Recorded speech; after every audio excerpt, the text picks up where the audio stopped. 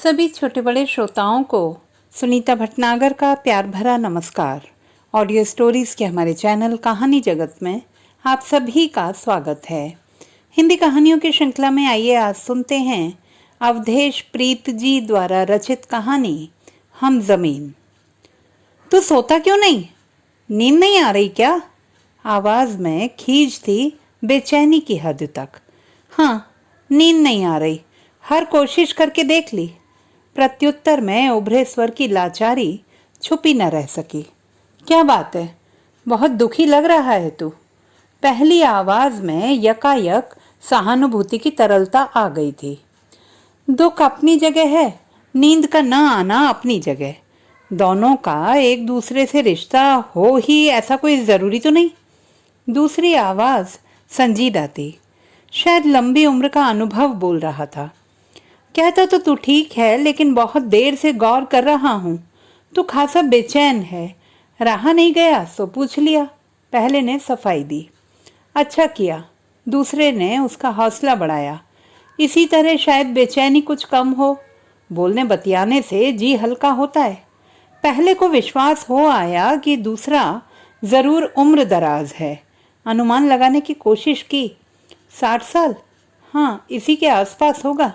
यह ख्याल आते ही उसे संतोष हुआ कि चलो एक उम्र जी ली उस शख्स ने। उसे चुप जानकर दूसरे ने टोका, क्या हुआ, खामोश क्यों हो गया? नहीं कुछ खास नहीं, बस तेरे ही बारे में सोचने लगा था। पहले ने हड़बड़ी में सफाई दी। मेरे बारे में? क्या सोच रहा था मेरे बारे में? दूसरे के स्वर में उत्सुकता थी। बस यही कि तेरी उम्र कितनी होगी, तू कितने साल का है? उत्तर के साथ साथ पहले ने जिज्ञासा भी जाहिर कर दी। क्या फर्क पड़ता है, उम्र 30 की हो या 60 की? दूसरे के स्वर में सूफियाना अंदाज था।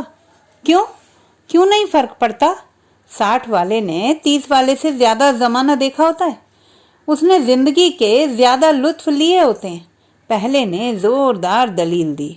नहीं, 60 वाले ने जिंदगी के ज्यादा दुख झेले होते हैं, ज्यादा जिम्मेदारियां ढोई होती हैं। दूसरे ने असहमति जताई। तो मेरा अनुमान सही है, पहले ने बात बदल दी। क्या यही कि तेरी उम्र 60 साल है? हाँ, तेरा अंदाजा सही है, मैं 60 साल का हूँ। और तू, तेरी उम्र कितनी है? दूसरे ने बगैर माथा पच्ची के सीधा सवाल किया। मेरी उम्र तू बता कितनी होगी? पहले ने चुहल की। मैं इस मामले में अनाड़ी हूँ, हिसाब किताब से कभी वास्ता नहीं रहा। दूसरे ने साफ गोई से अपनी कमजोरी बता दी। फिर इतनी लंबी जिंदगी तूने जी कैसे ली? पहले ने हैरानी से पूछा। कोई जरूरी नहीं कि जो जिया वो जिंदगी ही थी। दूसरा हिसाबी किताबी ना सही, खासा अनुभवी जान पड़ रहा था। तो अब दुखी क्यों है तू? अब तो वैसी जिंदगी से छुट्टी पा चुका है। पहले ने टोका। अब क्यों नींद नहीं आ रही? चैन से सो क्यों नहीं जाता? मेरी छोड़, दूसरे ने झिड़की दी। तू क्यों नहीं सो जाता? ख्वाम का हलकान हुआ जा रहा है। क्यों? मैं क्यों ना हलकान हूं? पहला तो नक पड़ा। मैं अपनी मौत मरा होता तो कोई बात होती? यहाँ इस तंग जगह में सोने की तकलीफ तो ना होती। अपनी मौत मरा होता तो क्या तू सीधे जन्नत चला गया होता? दूसरे के स्वर में व्यंग्य था। पहले ने बुरा नहीं माना, बल्कि अपनी रौ में बोल पड़ा। वो तो मैं नहीं जानता, लेकिन इतना तय है कि इस कब्र में ना पड़ा होता तो कहाँ होता? दूसरे के स्वर में संशय का पुट था। जला दिया गया होता। पहले ने 2 टूक उत्तर दिया। अचानक एक गहरी चुप्पी तिर आई, एकदम से जैसे सब कुछ ठहर गया हो। यह अंतराल लंबा हो, इससे पहले ही दूसरे की मध्यम आवाज आई। तो तू हिंदू है? हाँ, और तू? पहले ने संशय में सवाल दागा। मैं तो मुसलमान हूँ, दूसरे ने जवाब दिया। फिर तो तू सही जगह आ पहुंचा है, पहले ने संतोष जताया। नहीं, मैं अपनी मौत मरा होता तो इससे बेहतर जगह मिली होती। दूसरे ने पहले की आश्वस्ति को निरस्त कर दिया। क्यों, इस जगह में क्या खराबी है? पहले ने सशंक पूछा। वही जो तुझे लगता है, इतनी तंग जगह कि ना पांव ठीक से फैला सको, ना करवट तक बदल सको। दूसरे की आवाज में गहरी पीड़ा उतर आई थी। तो तेरी नींद न आने की वजह भी वही है? पहला पुष्टि चाहता था। हाँ, पूरी देह अकड़ गई है। जख्म में रिसा खून जमकर अलग से चुनचुना रहा है। दूसरा बुरी तरह आजिज आ गया था। तेरा जख्म कहाँ है? मेरा मतलब किस जगह पर? पहले ने हमदर्दी से पूछा। सीने पर, बुरी तरह छलनी हो गया है। दूसरे के स्वर में आह थी। पहले ने अफसोस जताया। वाकई बहुत तकलीफ हुई होगी। वो तो है, दूसरे ने गमजदा लहजे में पूछा। लेकिन तू यहाँ कैसे आ फंसा? चूतियों के चक्कर में?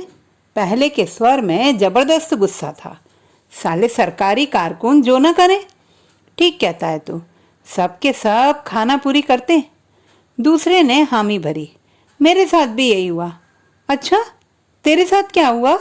पहले ने उत्सुकता जताई। वही, सरकारी कारकुन रात के अंधेरे में ढेरों लाशें लेकर आए और बित्ता बित्ता भर गड्ढे में दफना गए। गोया थोड़ा ज्यादा जमीन खोदने में सालों की जान जा रही हो। दूसरे की आवाज में उज्र था। अक्ल के अंधे कभी नहीं सुधरेंगे। पहला कहीं ज्यादा तीखा हो आया था। लाशें दफा करने के चक्कर में हिंदू मुसलमान कुछ नहीं सूझता। लगता है तू इसी गलत फहमी का शिकार हुआ। दूसरे ने हमदर्दी जताई। हाँ, मैं सुलेमान सेठ की गद्दी पर काम करता था। दंगाइयों ने वहां आग लगा दी। सब के सब जिंदा जल गए। पहले की दहशत भरी आवाज में दिल दहलता मंजर नुमाया हो आया था। देर रात तक हमारी लाश सींचती रही। फिर सरकारी कारकुन आए और लाशें लॉरी में भर कर आनन फानन यहाँ दफना गए। सोचा होगा मुसलमान की गद्दी पर सारे कारिंदे मुसलमान ही होंगे। दूसरे ने बेसाख्ता तंग लहजे में तबसरा किया। गोया मुसलमान की रोजी मुसलमान। अक्ल के अंधों को कौन समझाए कि सुलेमान सेठ तो गया, अब कौन देगा मेरे घर वालों को रोटी? पहले के स्वर में गजब की बेबसी थी। एक बारगी दूसरे ने कोई प्रतिक्रिया व्यक्त नहीं की। दोनों के बीच चुप्पी सनसनाती रही। आखिरकार पहले ने ही पहल की। क्या हुआ, तू चुप क्यों हो गया? नहीं, बस तेरे ही बारे में सोचने लगा था। दूसरे ने सफाई दी। मेरे बारे में? मेरे बारे में क्या सोचने लगा तू? यही कि तेरे घर में कौन कौन होगा। दूसरे ने इसरार किया। कौन कौन था तेरे घर में? बीवी, 2 बच्चे, पहला 5 साल का, दूसरा 3 साल का। पहला हुलस कर बोला। तो तू जवान लगता है। कितनी उम्र है तेरी? दूसरे ने अफसोस भरे लहजे में पूछा। यही कोई 30 साल। दूसरा जज्बाती हो आया था। सचमुच तेरे साथ बहुत ज्यादती हुई है। क्यों? तू अभी कह रहा था उम्र 30 की हो या 60 की, क्या फर्क पड़ता है? पहले ने पलटवार किया। यूं तो कोई फर्क नहीं पड़ता। दूसरे ने दलील दी। लेकिन तेरे मामले में बात दूसरी है। क्या मतलब? मतलब ये कि तेरे पीछे तेरे बीवी बच्चों को कौन पालेगा? दूसरे के स्वर में गहरी चिंता थी। वे ही पालेंगे जिन्होंने पलीता लगाया है। पहला चिढ़ा सा जान पड़ रहा था। मुझे तो नहीं लगता। दूसरे का अनुभव जन्य स्वर 2 टूक था। तो मेरे बच्चे एक दिन उन्हें ही पलीता लगा देंगे। पहला तिल मिलाया हुआ था। दूसरे ने कुछ नहीं कहा। एक बार फिर सन्नाटा छा गया। पहला थोड़ी देर तक इंतजार करता रहा, लेकिन दूसरे की ओर से कोई प्रतिक्रिया न होती देखकर उससे रहा नहीं गया। बोला, क्या हुआ, तू चुप क्यों हो गया? कुछ खास नहीं, दिल का जख्म हरा हो गया था, इसलिए बोलने में दिक्कत हो रही है। दूसरे की आवाज में वाकई दर्द था। सालों ने बड़ी बेरहमी से तुझे मारा ना? पहला उत्तेजित हो आया था। दूसरे ने संजीदा स्वर में जवाब की जगह कहा। कातिल रहमदिल भी होते हैं क्या? किसने मारा तुझे? पहले ने उत्सुकता से पूछा। कातिलों ने। दूसरे ने छोटा सा जवाब दिया। आखिर वे थे कौन? हिंदू? पहले ने जोर देकर पूछा। मुसलमान मुसलमान को क्यों मारेगा? भाई कातिल तो सिर्फ कातिल ही होता है। दूसरे ने फलसफा दिया। तू तो बड़ी बड़ी बातें करता है। पहले ने चुटकी ली। लेकिन तू मरा कैसे? पहले के स्वर में गहरी जिज्ञासा थी। छोड़ भी, कब से खाली मनहूस बातें ही किए जा रहा है। मौत, मातम, मैयत के अलावा तेरे पास और कोई बात नहीं क्या? दूसरे ने पहले के सवाल को चालाकी से दरकिनार कर दिया। मुर्दे मौत नहीं तो क्या जिंदगी की बातें करेंगे? पहले ने तर्क दिया। जिंदगी जैसी भी हो, वक्त काटने के लिए उससे बेहतर कुछ नहीं। दूसरे ने अपने बुजुर्गाना अंदाज में पहले को आश्वस्त किया। खासकर हम मुर्दों के लिए इससे मुफीद तो कुछ हो ही नहीं सकता। चल तेरी बात मान भी ली, तो जिंदगी में ऐसा क्या है जिसके लिए उसे याद किया जाए? पहले ने सीधे सीधे हथियार नहीं डाला। बहुत कुछ, मसलन रोटी का स्वाद, बच्चों की किलकारी, मोहब्बत का जादू। पहले ने दूसरे की बात बीच में काट कर उसे छेड़ा। काफी आशिक मिजाज लगता है तू।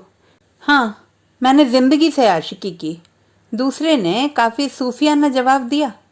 लेकिन तू तो कह रहा था कि कोई जरूरी नहीं कि जो जिया वो जिंदगी ही हो। पहले ने दूसरे को याद दिलाया। हाँ, मैंने कहा था, वो तजुर्बे की बात थी। दूसरे ने बगैर किसी हिचक के खुलासा किया। लेकिन वो जिंदगी ही है जिसमें हर रोज जीने की नई आस जागती है। हर रोज लगता है कि हालात बदलेंगे, लेकिन बदला तो कुछ नहीं। पहले ने जिरहसी की। हाँ, लेकिन आज तो फिर भी कायम रहती है ना? दूसरे के स्वर में गजब का विश्वास था। तू बहुत जीवट वाला है। पहले ने हथियार डालते हुए दूसरे की तारीफ की। वाकई तेरा जवाब नहीं। अपनी तारीफ के बावजूद दूसरे की ओर से कोई प्रतिक्रिया न पाकर पहला कसमसाया। जरूर बुढ़ऊ ने फिर गुम्मी साध ली है, तो झुंझलाकर आवाज दी। क्या हुआ? फिर कहीं खो गया क्या? हाँ हाँ, दूसरा जैसे चौंका। कुछ याद आने लगा था। कुछ याद आने लगा था या कोई याद आने लगा था? पहले ने फिर छेड़ा। अरे नहीं, अपना कोई था ही नहीं जिसकी याद आए। दूसरे ने आह भरी। क्यों, बीवी बच्चे? पहले ने संकोच भरे स्वर में पूछा। अरसा हुआ उन्हें गुजरे, अब तो साल तारीख भी याद नहीं है। दूसरे का स्वर सपाट था। कैसे मरे वे? भूख से। भूख से? पहले ने हैरानी से पूछा। तू कमाता धमाता नहीं था क्या? नहीं, तब मैं गांव में रहता था। उन्हीं दिनों जबरदस्त अकाल पड़ा। लोग दाने दाने को मोहताज हो गए। मैं शहर में मजदूरी के लिए आया और उधर मेरे बीवी बच्चे भूख से तड़प कर मर गए। बहुत सारे लोग मरे थे तब। दूसरा एक किस्से की तरह सब कुछ बोल गया। सारे के सारे मुसलमान ही मरे थे?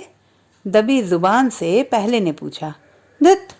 दूसरे ने झिड़की लगाई। इतना भी नहीं जानता कि भूख से सिर्फ गरीब मरते हैं? हाँ। पहला शायद शर्मिंदगी महसूस कर रहा था, लिहाजा झेंप छुपाने की गरज से बोला। फिर दूसरी शादी कर ली होगी तूने? हाँ, चाहा तो था, लेकिन हुई नहीं। सर्द आह भरी दूसरे ने। क्यों नहीं हुई? क्या कमी थी तुझ में? यही कि मैं शिया था और वो सुन्नी। ऐसा साला, तेरे यहाँ भी ये सब चलता है? पहले को जैसे पहली बार एक नई सच्चाई जान पड़ी थी। हकलाते हुए पूछा। फिर जानते बूझते क्यों इस चक्कर में पड़ा? मोहब्बत, मियाँ, मोहब्बत के चलते? दूसरे की आवाज़ लरज रही थी। फिर? पहले ने दिलचस्पी दिखाई। तब कसम खा ली, ताउम्र शादी नहीं करनी। दूसरे की आवाज़ दरकी सी थी। पहले ने महसूस किया कि दूसरे की दुखती रग दब गई है। इससे पहले कि वह और दुखी हो, पहले ने बात का रुख मोड़ा। अच्छा ये बता, तू करता क्या था? मेरा मतलब काम धंधा? मैं राजमिस्त्री था। पहले की कारगुजारी काम आ गई। दूसरे की आवाज़ सहज हो आई थी। लोगों के मकान बनाता था। वाह, खुद के लिए 2 गज जमीन भी नसीब नहीं हुई? पहला हंसा। अपनी मौत मरता तो ऐसा नहीं होता। दूसरे ने सफाई दी। तो तू मरा कैसे? पहले की आवाज़ में तड़प थी। मैं एक बेवा का मकान बना रहा था। मकान अभी आधा अधूरा ही बना था कि इलाके के कुछ लोगों ने बवेला खड़ा कर दिया। क्यों? पहले के स्वर में हैरानी थी। वे लोग बेवा पर दबाव डाल रहे थे कि हिंदू का मकान कोई मुसलमान नहीं बनाएगा। दूसरे की तिलमिलाहट छुपी न रह सकी। फिर? पहले ने उकसाया। यकीन मान, उस दिन मुझे बहुत गुस्सा आया। जी मैं हुआ कि सालों को एक एक कर दीवार में चुन दूं, लेकिन बेबसी देख कि मेरी रुलाई फूट पड़ी। दूसरे की आवाज़ भीगी हुई थी। वो बेवा भली औरत थी। उसने मुझे समझाया कि अभी काम रोक देते हैं, हालात ठीक होते ही फिर हाथ लगाएंगे। तो तूने काम छोड़ दिया? पहले ने कुरेदा। क्या करता? ठंडी आह भरते हुए दूसरा बोला। हम हालात ठीक होने का इंतजार करते रहे। इंतजार लंबा होता जा रहा था। मुझे उस बेवा के अधूरे मकान की फिक्र खाए जा रही थी। उसकी बेटी की शादी की तारीख भी नजदीक आती जा रही थी। बस मुझसे रहा नहीं गया। एक दिन आगा पीछा सोचे बगैर घर से निकल पड़ा। दूसरा पल भर दम लेने के लिए ठहरा कि पहला उतावला हुआ आया। सीधे बेवा के पास आ पहुंचा? नहीं, रास्ते में मोहल्ले के कुछ शोहदों ने घेर लिया। कहने लगे, तू हिंदुआनी का मकान नहीं बनाएगा। मेरी खामोशी देखकर वे भड़क गए, धमकी देने लगे। उधर गया तो तेरी खैर नहीं। दूसरा हाँफने लगा था, लेकिन मैं नहीं माना। मैं उनकी नजरें बचाकर निकल गया। वाकई तू जीवट वाला है। पहले के मुंह से बेसाख्ता निकल पड़ा। तुझे डर नहीं लगा? डर उन शोहदों से तो नहीं, उस बेवा से जरूर लगा। क्यों? ऐसा क्या हुआ? उस बेवा का मकान तेजी से बन रहा था। मिस्त्री मजदूर काम में जुटे थे। मैं तो यह नज़ारा देखकर सन्न रह गया। बेवा बेचारी मुझे देखकर सफ़ेद पड़ गई। बड़ी मुश्किल से माफ़ी मांगते हुए बोली, ज़हूर मियाँ, रहना तो मुझे इन्हीं के बीच है। एक बारगी एक गहरी खामोशी खिंच गई। पहला, जो अब तक खोद खोद कर दूसरे को तंग किए हुए था, एकदम चुप लगा गया। दूसरा भी दम लेते हुए चुप पड़ा रहा। अचानक कोई आहट सुनकर दोनों चौंके। पहले ने धीमे से दूसरे को टोका, कोई हमारी बात सुन तो नहीं रहा? छोड़, जिंदा जी किसी ने नहीं सुनी तो अब क्या खाक सुनेंगे? दूसरे ने खींच कर कहा। ठीक कहता है, ये मेरा भरम होगा। पहले ने खुद को दिलासा दिया। हाँ, भरम के टूटने से डर लगता है। दूसरे ने खोए खोए स्वर में खुलासा किया। उस दिन मेरा भरम भी टूट गया था। मैं पहली बार बुरी तरह डर गया था। डरा सहमा मोहल्ले में दाखिल ही हुआ था कि शोहदों ने घेर लिया। वे इस बात पर नाराज थे कि मैंने उनका हुक्म नहीं माना था। वे मुझे मारने पीटने लगे। मैंने भी बचाव में उल्टा वार कर दिया। बस फिर क्या था, ताबड़तोड़ उन लोगों ने चाकुओं से मेरा सीना छलनी कर दिया। मैं अपने मोहल्ले के नुक्कड़ पर ही ढेर हो गया था। बात पूरी करते करते दूसरे की आवाज़ उखड़ गई। वह बुरी तरह थक गया था। पहले ने एक छोटे अंतराल के बाद आशंका जताई। तो तेरी ही मौत को लेकर फसाद हुआ था? हाँ, जिन शोहदों ने मुझे मारा उन्होंने सड़क जाम किया, दुकानें जलाईं, बवाल किया, पुलिस ने गोलियां चलाईं। शोहदे तो लाश छोड़कर भाग खड़े हुए। मारे गए राहगीर और तमाशबीन। पुलिस ने आनन फानन सारी लाशें ठिकाने लगा दी। दूसरे की आवाज़ डूबने लगी थी। पहले ने हमदर्दी जताते हुए कहा, थका लगता है तू, आराम कर ले। आराम? दूसरे की आवाज़ में गहरा तंज शामिल हो आया था। इतनी सी जगह में क्या तो आराम, कैसा आराम? कहता तो ठीक है, गुड़ी मुड़ी पड़े पड़े साली देह अकड़ गई है। पहले के स्वर में टपकती हुई पीड़ा थी। बातों में बहते दर्द की अचानक याद आते ही बेसाख्ता कराहने लगा। बहुत तकलीफ हो रही है ना? दूसरे के स्वर में तड़प थी। हाँ, बहुत ज़्यादा, बर्दाश्त नहीं होता। पहले की भिंची भिंची आवाज़ आई। एक काम करते हैं, दूसरे ने कुछ सोचते हुए सुझाया। हम दोनों के बीच जो दीवार है ना, इसकी मिट्टी कुछ नम लगती है। तू अपनी ओर से कुरेद, मैं अपनी ओर से कुरेदता हूँ। राजमिस्त्री है ना तू? पहला अपनी पीड़ा के बावजूद चुहल से बाज नहीं आया। कब्र में कारीगरी सूझ रही है। सुन, लाशें दफन होती हैं, कारीगरी नहीं। दूसरे की आवाज़ में उम्र का तजुर्बा था। बड़ी बड़ी बातें करता है तू, मेरी समझ में नहीं आती। पहला आजीजी से बोला। सीधे सीधे बता, करना क्या है? तू अपनी तरफ से मिट्टी खोद, मैं अपनी तरफ से खोदता हूँ। दीवार गिरी कि समझ थोड़ी ज्यादा जगह निकल आएगी। दूसरे ने संजीदा स्वर में पहले को समझाया। कम से कम करवट लेना तो आसान हो जाएगा। क्या पता आड़े तिरछे हाथ पांव फैलाना भी मुमकिन हो जाए। पहले की ओर से कोई जवाब आता ना पाकर दूसरा घबराया कि कहीं बुरा तो नहीं मान गया। हड़बड़ाते हुए जोर से हाँक लगा बैठा। क्या हुआ? रूह फना हो गई क्या? नहीं बड़े मियाँ, पहले ने दुगने जोर से जवाब दिया। मैं अपनी तरफ की मिट्टी खोदने लगा था। ठीक है, फिर मैं भी शुरू करता हूँ, दूसरे ने आश्वस्त किया। और अचानक अब तक का सबसे नामुमकिन वाकया वजूद में आया। सहमे हुए समय ने गौर से देखा, जमीन में जिंदगी की सी हरकत हो रही है। तो दोस्तों, ये थी हमारी आज की कहानी। आपको कैसी लगी कमेंट बॉक्स में लिखना ना भूलें। चैनल को सब्सक्राइब करें, लाइक करें और मित्रों के साथ शेयर करें।